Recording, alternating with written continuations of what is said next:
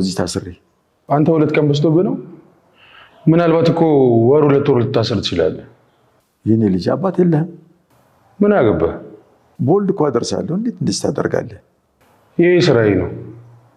ቆይ ቢሮ መጥቼ አባቴ ነህ ብትል ታደርሰኛለህ ብዬ ብር ጠይቅ ትሰጠኛለህ? በፍጹም አላደርግም። ተወኝ እባክህ። እኔም ከአንተ ጋር ተፋጦ መቀመጡ ወድጄው አይደለም። የአሁኑ አለቃ ግን ማንዛዛት ትወዳለች። እሺ የኔ ልጅ እና መንካት እባክሽን እኔን አትዋሸኝም። ጥሩ። እና መቼ ነው እሷ ጋር የምትሄደው? እና እንዴት ነው የምታደርገው? እሷ እንኳን ለጊዜው እኔን የማሳየት እቅድ የላት። እና ምን ተሻለን? ያው የሚሻለውማ ከተሳካልኝ ባይሆን ስትሄድ እከተላታለሁ። እንዴ ቆይ ከነቃችብህስ? እንዳትነቃ መጠንቀቅ ነው። ካወቀችም ደግሞ አወቀች ነው። እንዴ አሁን እኮ ቦምብ ላይ ነው የቆምነው። ትንሽ ከተሳሳትም በቃ አለቀልን።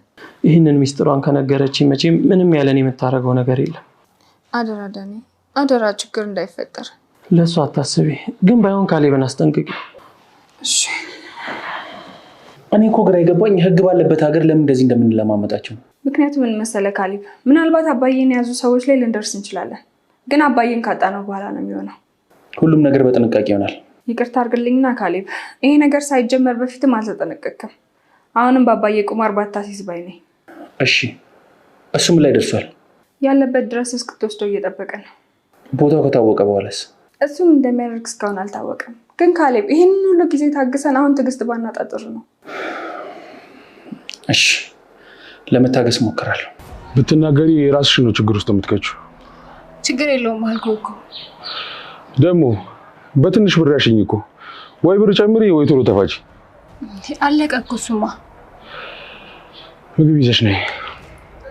የምግብ ወጪ ራሱ እኮ በጣም ከባድ ነው። ታዲያ ለምግብ ይኖራል እንዴ? በያውን አፍጥኝ።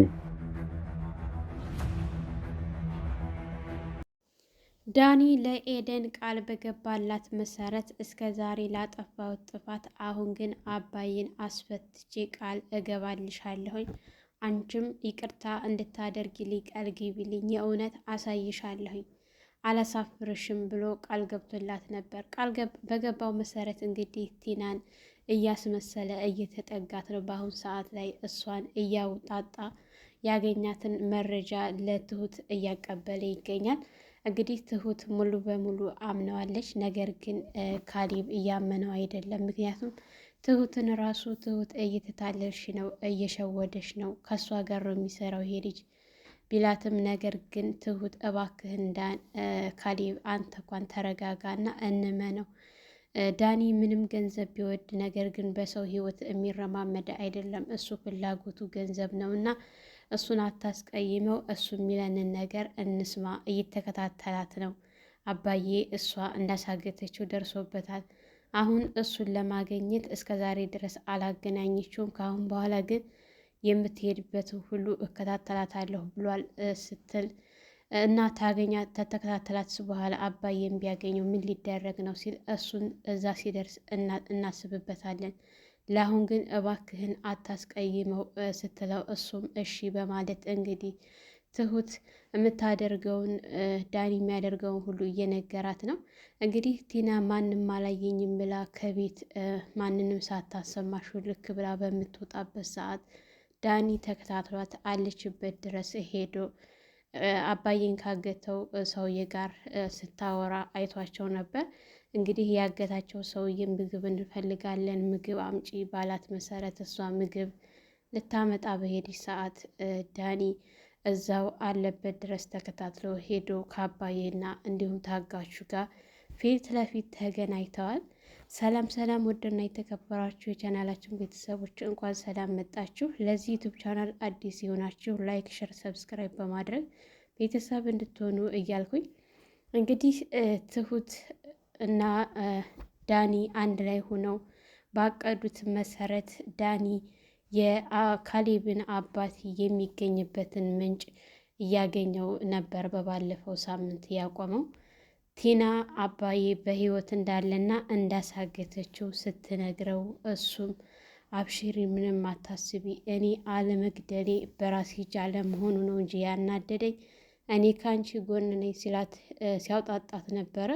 እሷም እንግዲህ አንተ ያለህ ተስፋ አንተን በማለት ነው እንጂ ለማንም እንዳትናገር ሚስጥር ነው ስትለው ነበር።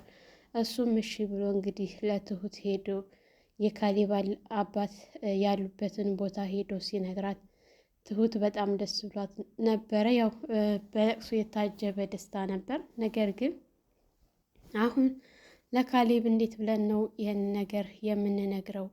እባክሽን ካሌብ ከሰማ እቲና ላይ ምንም አይነት የተቀየረ ፊት እንዳያሳያት፣ እኔንም ቢሆን በጣም እየገለመጠኝ ነው፣ ይህንን ነገር ልታሳመኝ ትችያለሽ ወይ ብሎ ሲላት እሺ በማለት እንግዲህ ተያይዘው ሄደው ካሌብ ጋር ዳኒና ትሁት አንዳንድ ነገሮችን ትሁት እንግዲህ ስትጀምርለት ካሌብ አባዬ በህይወት እንዳለ ታውቋል ስትል እንዴት ልታውቂ ቻልሽ? በምን ሁኔታ ስትል ሲላት እንግዲህ ትሁትን ዳኒ ያላ ንገረው ስትል ዳኒ እንግዲህ ሊነግረው በሚል ሰዓት ካሌብ ራስህ ነህ በማለት ተነስቶ አንገቱን ነበር ያነቀው ማለት ነው። እንግዲህ ትሁትም ቆይ ምን እያደረጋችሁ ነው? እንደ ህፃን ልጅ ለምንድን ነው እንደዚህ የሚያደርግህ? ለምንድን ነው የማትሰማው? ለምንድን ነው የማትረጋጋው? ስትል ነበረ። ነገር ግን ካሌብ በጣም ተናዶ ከቤት ጥሎ በሚወጣ ሰዓት ምን ትጠብቂያለሽ? ሂጂና አረጋጊው እንጂ ብሎ ሲላት ትሁትን እሷም እሺ በማለት ከቤት ወጥታ እሱም ወጥቶ እየሄደ ስለነበረ ተከትለው አስቁመው እባክህን መረጋጋት አለብህ፣ አባዬን ለማገኘት ካሰብ አጠገባችን ስለሆነች ቲና ተቤት ወጥታ እንዳትቀር፣ እዚሁ በምትመጣ ሰዓት ዳኒ እየተከታተለ አባዬ ያለበትን ሁኔታ ማወቅ እንችላለን። በዚህ ሁኔታ ግን ማወቅ አንችልም። ቆይ አባዬ ማግኘት አትፈልግም እንዴ ስትለው እሱም በጣም ተናዶ ስለነበረ ቆይ ግን እንዴት ሊሆን ይችላል? እኔ እሷን አለችበት ፈልጌ አግኝቼ አንገቷን አንቄ ነው የምገላት ምናምን ሲል እሷን ከገደልካትም አባዬን አታገኘውም ስትል ነበር። እሱም እንግዲህ አባቱን ለማግኘት የግዴታ መረጋጋት ስለነበረበት ወደ ቤት ተመልሶ ያው ዳኒ አንዳንድ ነገር ነግሮት ነበረ። እሷ እንዳሳገተችው ነግረዋለች በሚስጥር። ይህንን ነገር ደግሞ እነሱ ተነጋግረው በጥንቃቄ አብረው እንደሚሰሩ ቃል ገባልኝ ሲለው፣ ነገር ግን ካሌብ በጣም እየተናደደ ነው ማለት ነው። በትሁት ዙሪያ አንዳንድ ነገር ሲያነሳ ምንም እየተረጋጋ አይደለምና ካሌብ ያው ዳኒም የኤደን ነገር በጣም ያሳስበዋል። እንግዲህ ትሁትና ዳኒ በአንድ ነገር ቃል ተግባብተው ነበረ። እሱ ምንድን ነው? ትሁት ኤደንን እንድታስታርቀው ነበረ ቃል ያስገባት። እሷም ቃል በገባችው መሰረት አባዬ ጠፍተዋል እና እባክሽን ነይ ቶሎ ስትል አምጥታት ነበረ። ኤደን እንዲያዋራ ሲፈልግ በጭራሽ ልታዋራው አልፈለገችም። ኤደን ዳኒን ማለት ነው። በአይኗ ሁሉ ማየት ራሱ እሱን አልፈለገችም። ነገር ግን የአባዬ መጥፋት አሳስቧት ስለነበረ የግዴታ እዚህ ቤት ልትመጣ ትችላለች። ያው ካሌብ ጋር እያወሩ በነበረ ሰዓት ዳኒን ስታየው ወደ ትሁት ጋር ሄዳ ነበረ። እሱም አስተያየቱን ከኤደን ላይ ኤደን ለማገኘት እኔ የፈለኩትን ማድረግ እችላለሁ፣ ስለዚህ አባትህን በህይወት ታገኛለህ ካሌብ ብሎ ሲል በጣም ተናዶ ክፉ ክፉ ቃላት ሲናገር ነበረ ካሌብ።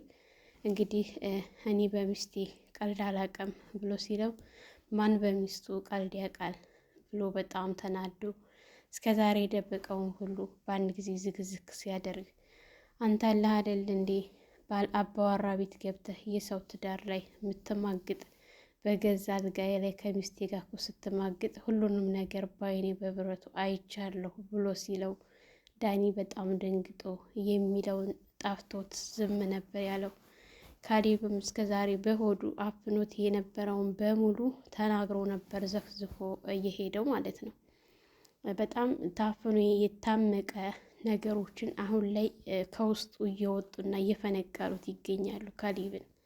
እንግዲህ ኤደንም ትሁትንም እንዲሁም ካሌብን አይዟቸው ሀብሽሩ እያለች ከጎናቸው እያጽናናቻቸው ትገኛለች። በዚህ ሰዓት ያው ጥሩ ልጅ እንደሆነ እየነገረቻት ነው ትሁት። ዳኒ ምንም እንኳን ክፉ ቢሆን በሰው ህይወት የሚጫወት አይደለም። እኔ ድሮንም ነግሬሻለሁ፣ አሁንም ቢሆን ዳኒ ነው ስለ አባዬ በህይወት መኖር የደረሰበት እንጂ እኛ ምንም ያደረግነው ነገር የለም ነበር ያለችው። የምርሽን ነው ግን አምንሸዋል? እሱስ ቢኖርበት ብትል በፍጹም ዳኒ አይኖርም።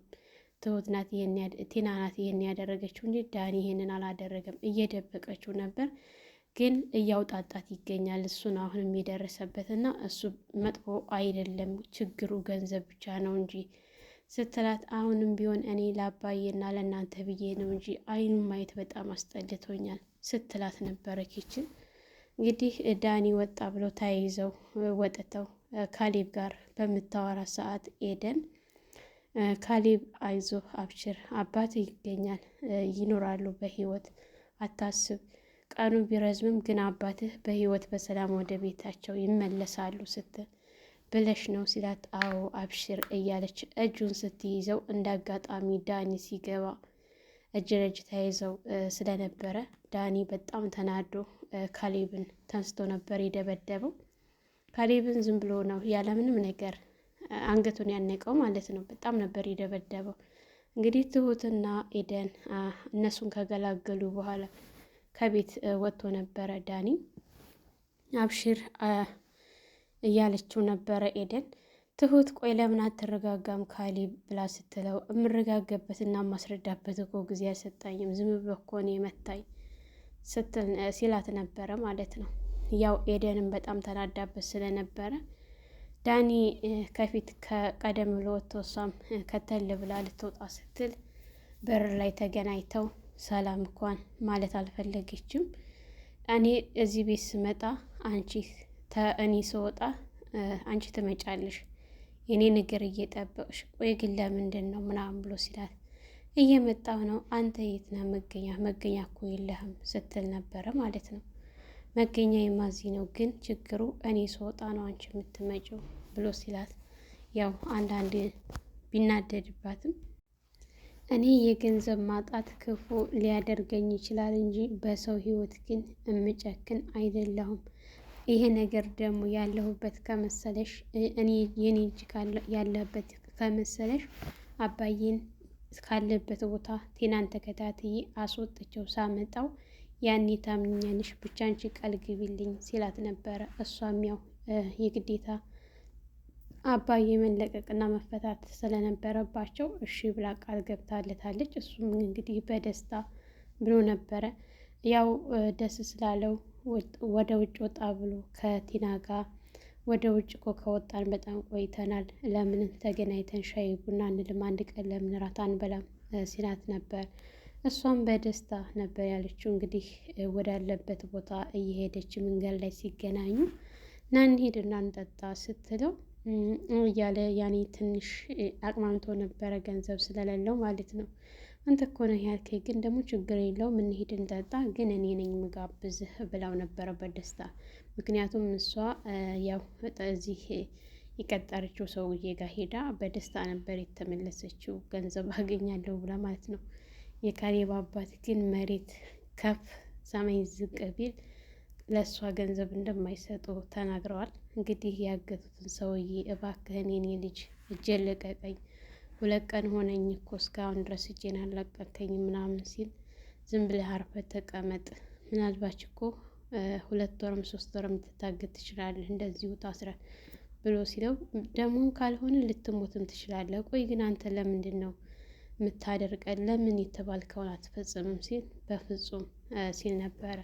እባክህን ልጄን በጣም ይጨነቃል፣ አለሁበት ቦታ አልናገርም፣ ግን በህይወት እንዳለው ላሳውቅ ስልክ ደውልልኝ ቢል በፍጹም ምክንያቱም እኔ ስልክ ከደወልኩኝ በስልኩ መሰረት የት እንዳለው ስለምንታወቅ ይሄም አይሆን ነው ነበር ያለው ማለት ነው። እሱም እንግዲህ አማራጭ ስላልነበራቸው ለምነውት ቆይ አባቴ የለህም እንዴ ብለው ቢኖረኝስ አሁን አንተ ድርጅት መጥቼ እባክህን አባዬ ብር ስጠኝ ብዬ ብለህ ትሰጠኛለህ? ስለዚህ የማይባል ነገር አትበል፣ አርፈህ ተቀመጥ ነበር ያለው። እሳቸውም እሺ ብለው ግን አንድ ቃል ምገባልህ ነገር በባለፈው በነገርኩ ነገር ላይ ሀሳብህን ከቀየርክ ዛሬም እንደዛው ነው ሀሳቤ።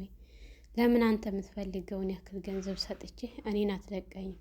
እሷ እንደሆነ ከእሷ እንደሆነ ገንዘብ አታገኝም። ምክንያቱም እሷ ከእኔ ተቀብላ ነው ልሰጥህ የምትለው። እኔ ደግሞ ለእሷ መስጠት አልችልም። እናንተ ያደረጋችሁትን ታደርጋላችሁ እንዴ ሲል ለምን ራስን አትፈልገውም እንዲህ ምናምን ሲል ነበር። አዎ እንግዲህ ቲና እና ዳኒ አብረው ተዝናንተው ካበቁ በኋላ ወደ ቤት እንሄድ ሲባባሉ ግን እሷ እሱን ሸውዳ ወደ ካሌብ አባት ጋር ስትሄድ መኪና ስትገባ እየተከታተላት ስለነበረ አብሯት ተከትሎ እታገቱበት ቤት ድረስ ሄዶ ነበረ ማለት ነው። እንግዲህ እዛ ድረስ አብሯት ከሄደ በኋላ እሷ ከመኪና ወርዳ የምትገባበትን በእግር ሲከታተላት እንደ አጋጣሚ የሆነ የተጀመረ ቤት እዛ ላይ ቆመው ሲያወሩ ሲያይ በጣም ተደናግጦ ነበር። ያው ከእሱ ጋር ተገናኝታ የተከተለች ሰው አለ እንዴ ሲላት የለም አታስብ ስትል የሆነ ነገር ቢፈጠር ችግር የሚደርሰው አንቺ ላይ ነው። ስለዚህ የግድ መጠንቀቅ አለብሽ፣ ደግሞ ብር መጨመር አለብሽ፣ ምግብም የለንም እና ምግብ ማምጣት አለብሽ ብሎ ሲላት እንዴት ነው ብሩ እኮ አለቀ፣ እንዲሁም ደግሞ ምግብ በየጊዜው እያመጣሁኝ ያለሁት የምግቡ ራሱ በጣም ወጪው በዛብኝ ስትል ይህንን ወደሽ ነው የጀመርሽው፣ ስለዚህ አሁን ምግብ ያስፈልገናል፣ ምግብ አምጪ ሲላት እሺ ብላ ምግብ ልታመጣ በምትሄድ ሰዓት እንግዲህ ዳኒ ሰውየውን ተከታትሎ አለበት ድረስ ገብቷል ማለት ነው። ዳኒ እውነት የካሌብ አባት ጋር በህይወት ይገናኛሉ ወይስ ደግሞ ዳኒ ችግር ይደርስበታል የሚለውን እሱን አብረን ወደፊት የምናይ ይሆናል። ሰላም ሰላም፣ ውድና የተከበራችሁ የቻናላችን ቤተሰቦች እንኳን ሰላም መጣችሁ። ላይክ፣ ሸር፣ ሰብስክራይብ በማድረግ ቤተሰብ ሁኑ እያልኩኝ ለዛሬ የነበረን ይህን ይመስል ነበር። በሌላ ቪዲዮ ተመልሼ እስከምመጣ ለልጅ ሙቤ አዲስ የሆናችሁ ላይክ፣ ሸር፣ ሰብስክራይብ በማድረግ ቤተሰብ ሁኑ። መልካም ቆይታ ይሆንላችሁ።